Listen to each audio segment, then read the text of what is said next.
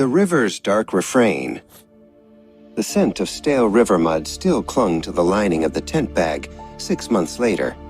Silas ran a thumb over the memory of the map, crinkled and tear-stained. It had been high noon when they pulled him out, but the memories, they only returned at dusk. The shadows always started near the river. We set camp quickly that day. The light was already dissolving into the humid air, turning the canopy from emerald to bruised indigo.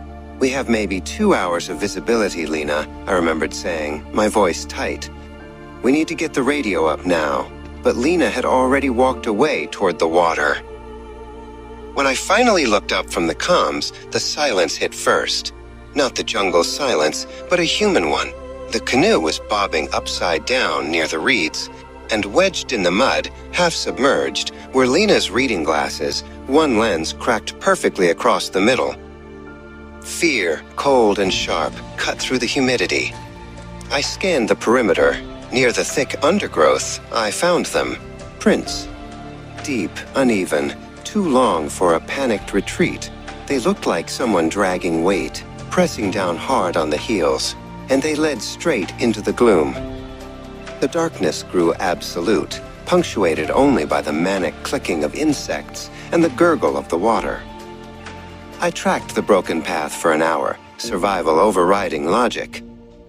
Every few yards, a branch had been violently snapped, waist high. Something heavy had passed here. Something angry.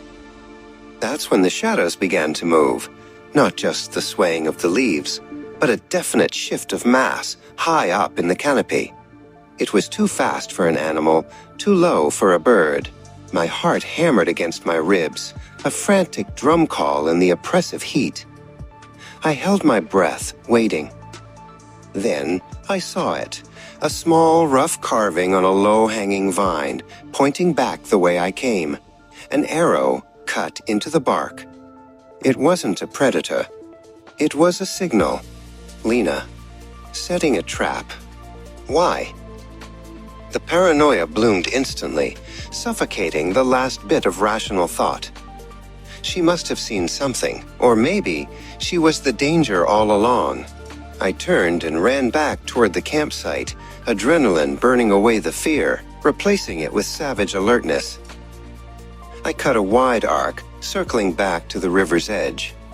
In a small clearing, hidden by ferns, the embers of a fresh fire glowed faintly. I smelled wood smoke and then something else, metallic, acrid. I heard a rustle. Quick, desperate.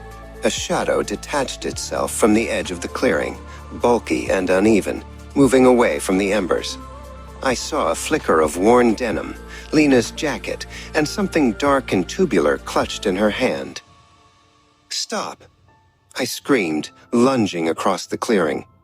The survival mechanism kicked in, my own safety first. I crashed into the figure, tackling them violently. They fell with a sickening thud, dropping the object onto the muddy ground. My knife was raised. "What did you do?" I gasped, but the answer lay in the mud. Not a pistol, not a trap, but a flare gun. The signal mechanism snapped clean off, too ruined to fire. And as my eyes adjusted to the gloom, I saw the deep gash across Lena's thigh, bandaged crudely with strips of her own denim. The prints, the heavy weight. Days ago, when the light failed and the jungle sounds were too loud, I had heard something shift near the tent, and I didn't wait to see if it was a threat.